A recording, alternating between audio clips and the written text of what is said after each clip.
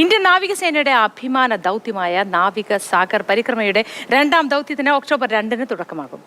INS V തരിണിയിൽ നാവികസേനയിലെ lieutenant commander K Dilna, lieutenant commander A Roopa എന്നിവരാണ് സാഹസിക യാത്രയ്ക്കായി തിരിക്കുന്നത്. ഗോവയിലെ INS മണ്ടോവിയിൽ നിന്ന് യാത്ര ഫ്ലാഗ് ഓഫ് ചെയ്യുമെന്ന് നാവികസേന ഉപമേധാവി വൈസ് അഡ്മിറൽ കൃഷ്ണ സ്വാമിനാഥൻ അറിയിച്ചു. ബാഹ്യസഹായങ്ങളില്ലാതെ കാറ്റിന്റെ സഹായത്തോടെ 21,600 nautical mile lieutenant commander K ദിൽനയും ലഫ്റ്റനന്റ് കമാൻഡർ എ രൂപയും പായ്വഞ്ചിയിൽ സഞ്ചരിക്കും. സമുദ്രയാത്രയ്ക്കിടെ ഭൂമധ്യരേഖ 2 തവണ കടക്കും. സമുദ്രത്തിലെ 3 മഹാമുനമ്പുകളായ ഓസ്ട്രേലിയയിലെ കേപ്പ് ല്യൂവിൻ, ദക്ഷിണാഫ്രിക്കയിലെ കേപ്പ് ഓഫ് ഗുഡ് ഹോപ്പ്, ചിലയിലെ കേപ്പ് ഹോൺ എന്നിവയിലൂടെയാണ് അതിസാഹസ്യമായ ദൗത്യം കടന്നുപോകുന്നത്.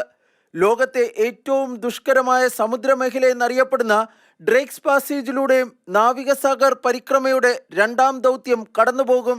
We should sail a distance of 21,600 nautical miles, which is the circumference of the earth, and we should pass via 3 significant capes. യാത്ര ആരംഭിക്കുന്ന INS മണ്ടോവയിൽ തന്നെയാണ് യാത്രയുടെ ഫിനിഷിംഗ് പോയിന്റും. 8 മാസം കൊണ്ട് ഈ യാത്ര പൂർത്തിയാക്കാൻ കഴിയുമെന്നാണ് നിലവിൽ പ്രതീക്ഷിക്കുന്നത്.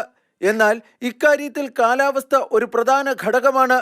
എല്ലാ വെല്ലുവിളികളും നേരിടാൻ സജ്ജമാണെന്ന് വനിതാ നാവികർ അറിയിച്ചു. Despite of all these challenging conditions, we are well prepared and we have experienced rough weathers, heavy seas, and also we have successfully managed various defects at sea which happened during our previous preparatory sorties.